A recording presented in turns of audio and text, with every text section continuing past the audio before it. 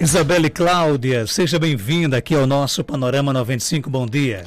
Bom dia, Marcos, bom dia a todos os ouvintes da 95 que desde cedinho escutam o seu programa, né? Pois Uma legião de fãs aí. Coisa boa, maravilha, né? E eu amanheci com o estômago, o intestino ronca. Dizem que o intestino ronca, São os movimentos. São os movimentos. E o nosso tema de hoje é saúde intestinal, né? Vamos lá, o que você pode falar sobre isso? Então, é um assunto que eu amo. Eu tentei dar uma interpretação sem graça hoje, mas tá bom, né? Não, mas foi ótimo. Então, é um assunto que eu amo falar, que eu amo estudar, que eu amo tratar, né? Eu costumo dizer, porque é uma das áreas que eu estou me especializando e eu queria que as pessoas entendessem hoje eu preparei esse programa exatamente como um alerta para as pessoas deixarem de normalizar coisas que não são normais, né? Essa historinha que você me falou agora, Isabelle, estômago ronca, o intestino ronca, o estômago ronca. Está tratando muito bem agora, esses últimos tempos. Né? Então, assim, estômago ronca, aquela coisa. Então, são os movimentos naturais, isso é uma coisa normal, né? Mas, Isabelle, o que é anormal? Então, as pessoas viverem, Marcos, com o intestino preso, constipação intestinal, as pessoas viverem com diarreias constantes, né? Então, as pessoas têm muito aquele tabu de falar sobre fezes, né? Mas o que eu queria trazer hoje é que as pessoas comecem a observar o vaso sanitário depois que você faz cocô, porque ele nos diz muita coisa sobre a nossa saúde, tá? Passem a observar. Não é normal você conviver com sintomas que não são normais. As pessoas, eu vivo com azia, eu vivo com empachamento, eu vivo com diarreia ou constipação intestinal. Então, vamos parar para pensar. Será que isso, da perspectiva da nossa saúde, isso é normal?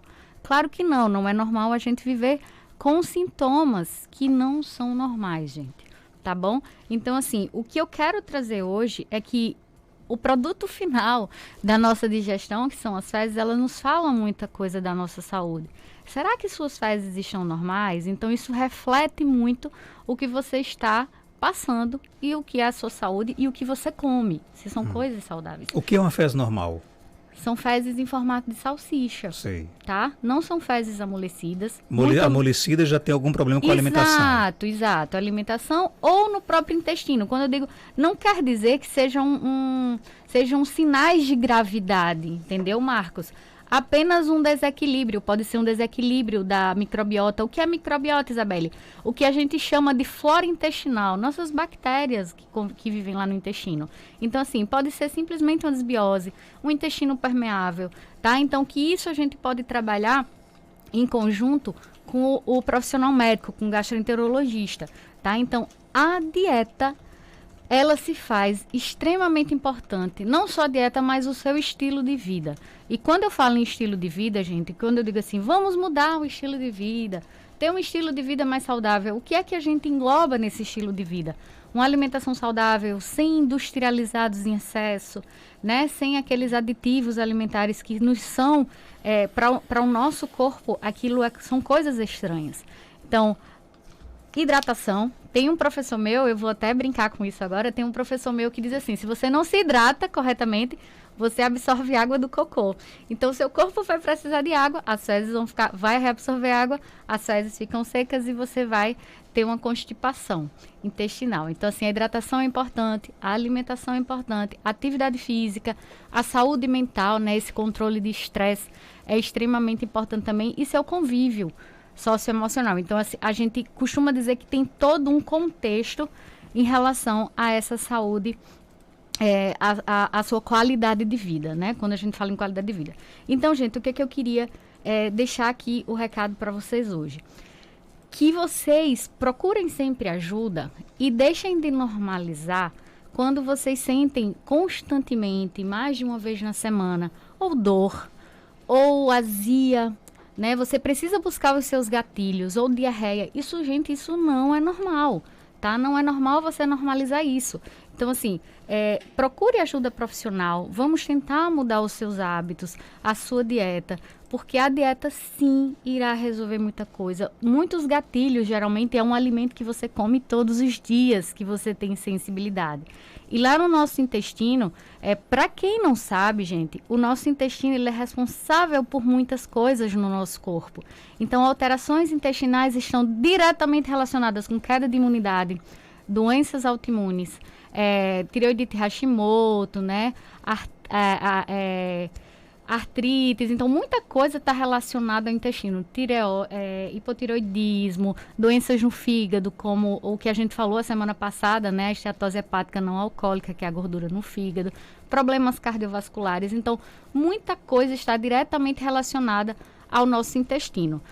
Quando a gente diz assim, alterações no intestino, não quer dizer que ela vai aparecer somente no intestino, aparece também, né, o intestino irritável, aparece uma doença inflamatória intestinal, mas muitas outras doenças estão relacionadas ao intestino e não aparecem lá, e vão aparecer em outros órgãos, tá bom? Então, cuidar do intestino é cuidar de todo esse contexto que eu falei em relação à alimentação. Medicação em excesso, açúcar em excesso, alimentos industrializados em excesso, estresse, tudo isso causa alteração intestinal, tá? Quando o nosso intestino está nessa situação, o bom é você evitar de comer ou o bom é você realmente comer? Porque existem até alguns mitos e verdades com relação a isso, né? Sim, Marcos, ótima pergunta. A gente sempre tem aquela coisa do excluir, né? Que até olham para mim, começam a rir e fazem, e eu vou comer o quê? Né? Que é aquela coisa da exclusão. Na verdade, é você excluir e incluir, né? Excluir aquilo que está lhe causando mal e incluir alimentos naturais, como eu falei, que eu sempre gosto de falar isso, comida de Deus, né, que vem de Deus.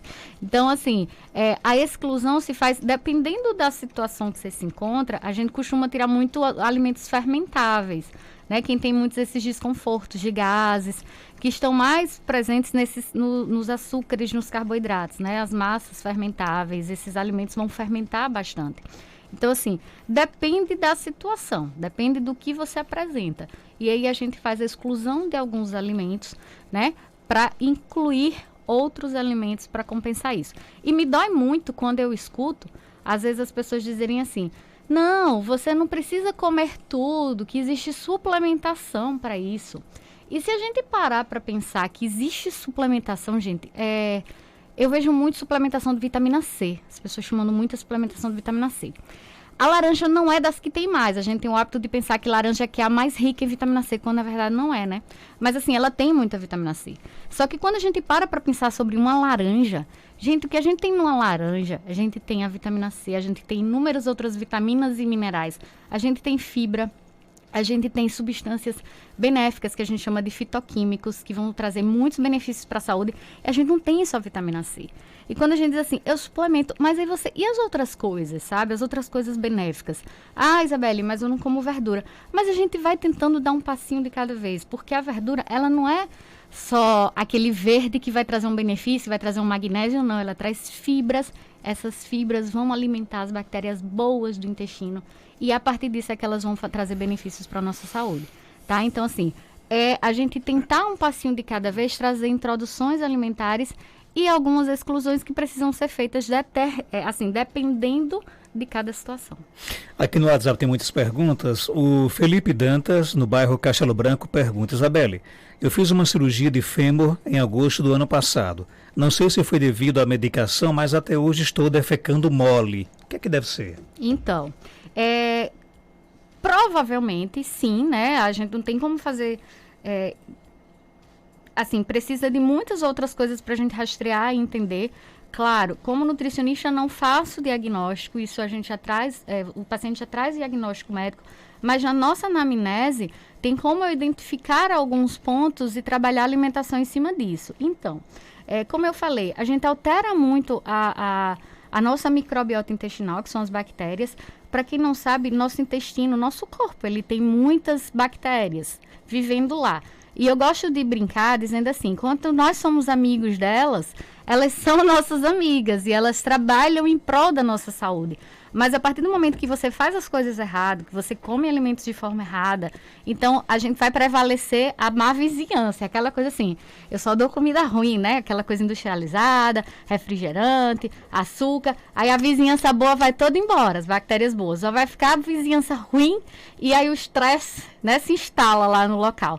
Então assim, quando a gente toma muita medicação, essa modifica um pouco essa microbiota intestinal, essas bactérias, e aí sim, pode estar acontecendo isso, né? A diarreia constantemente. Então, é todo um trabalho a ser feito para a gente recuperar aí. E também a alimentação pode estar influenciando sim, tá bom? Mas eu gosto muito de pensar que a gente tem que trabalhar desde lá do estômago, né? A sua mastigação, as pessoas esquecem muito de mastigar e é uma coisa primordial. A mastigação, a saúde do estômago e a questão intestinal, para a gente identificar o que está sendo esse gatilho, tá? Isabelle, minha sogra tem o seguinte hábito: ferve o leite, bebe no café da manhã, logo após referve. Usa à noite, referve novamente, usa na manhã seguinte e isso ela vai mudando de vasilha.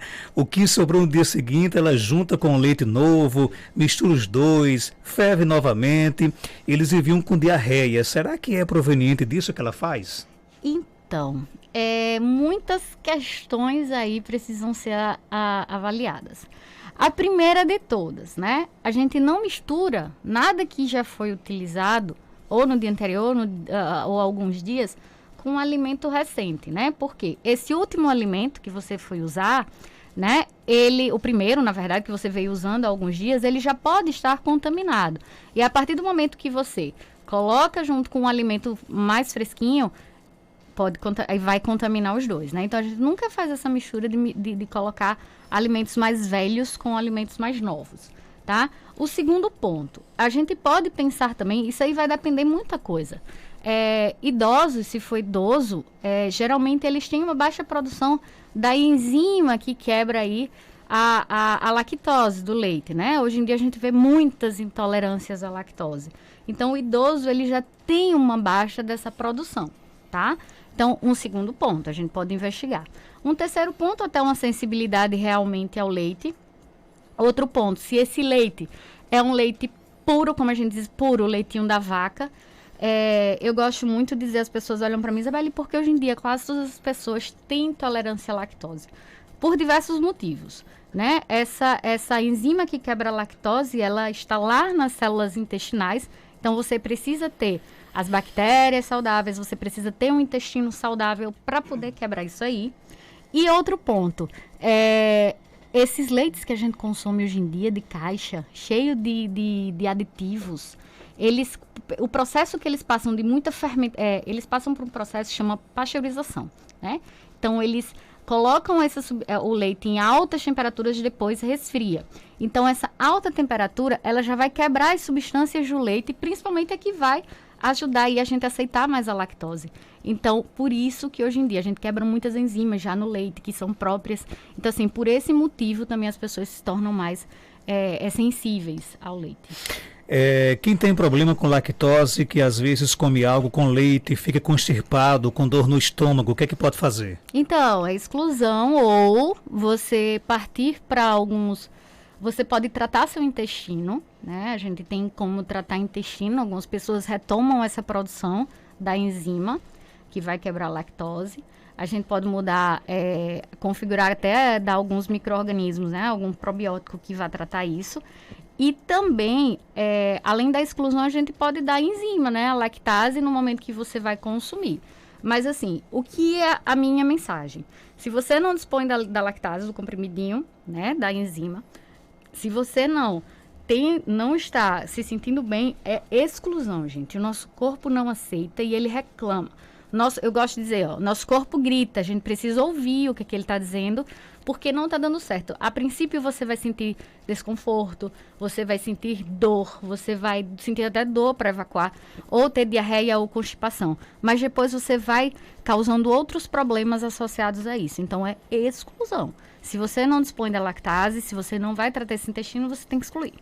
Tá? Ok, a pergunta agora vem da nossa amiga Edriene Rangel, nossa neninha cabeleireira, né? Ela pergunta o seguinte: Quando se tem aftas na boca diariamente, é normal ou pode ser alguma coisa no estômago? Então, não é normal, tá? É o E que eu afta é digo. ruim, viu? É o que eu digo. Você tem aftas constantemente? Não, né? Então, é o que eu digo assim, a gente costuma, por mais, gente, que alguns sinais e sintomas do trato gastrointestinal, que por mais que muitas pessoas apresentem de forma recorrente, isso não é normal, tá? Então, assim, é interessante você investigar, porque pode ser muitas coisas. Pode estar relacionado ao estômago, pode estar relacionado à acidez do estômago, pode estar relacionado até à microbiota da boca, né? As bactérias presentes na boca. Então, pode estar relacionado a muita coisa que você precisa ir para um profissional para que ele possa investigar, né? Um profissional médico para que ele possa investigar isso. Após uma noite de mal-estar com vômito, como devo me alimentar? Eita, que pergunta boa. Então, vamos lá. Após uma noite de vômitos, né? Dependendo de que seja. Então, assim, o que a gente sempre pede? Alimentos leves, nada de difícil digestão, porque o que é que eu digo de difícil digestão?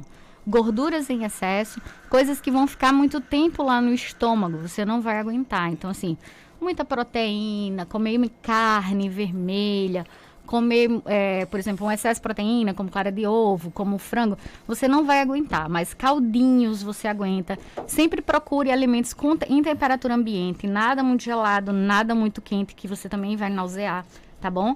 E alimentos também secos, né? As pessoas, a gente costuma muito dizer assim, coisinhas secas, como uma bolachinha mais seca, né? Nada em excesso e fracionado durante o dia, tá bom? Posso tomar lactosil direto?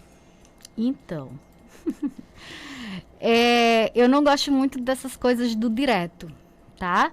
Então, assim, tomar a lactose, se você realmente tem uma intolerância, sim, tá? Você vai tomar quando você toma a porção que tenha leite, alguma coisa que tenha uma porção de lactose. Mas, gente, eu não gosto muito dessa coisa do para sempre, sabe? Eu gosto de investigar, tentar tratar, para a gente ver se é o para sempre, porque, assim... Nenhum estudo é para sempre. A gente se baseia muito em estudos científicos e eles têm, não são coisas que usam para sempre. Então, vamos tentar tratar.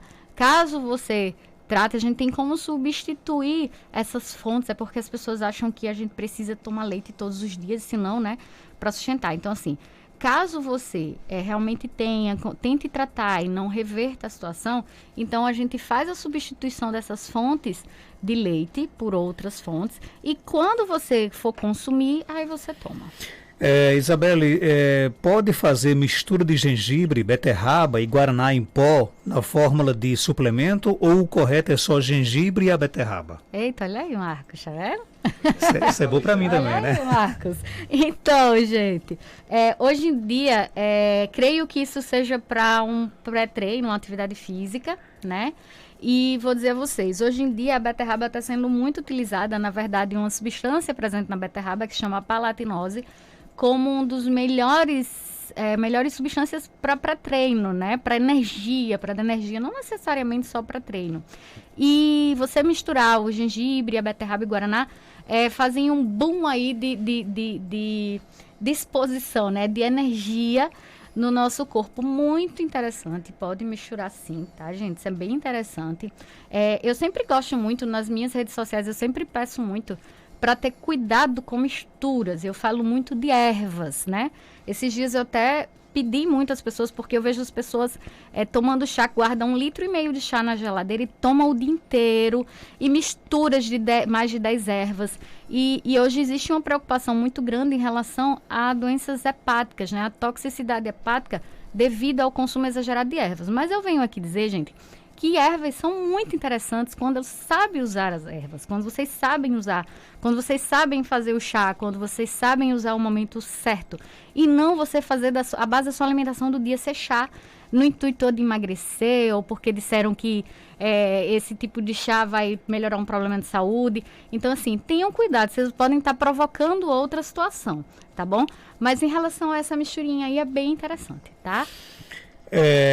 Doutora Isabelle, minha filha tem 4 anos, já fez vários exames, não deu nada, mas ela tem uma mania de prender o cocô e diz que não gosta de fazer. O que eu posso dar a ela? Ela passa vários dias desse jeito, prendendo, sem querer deixar sair.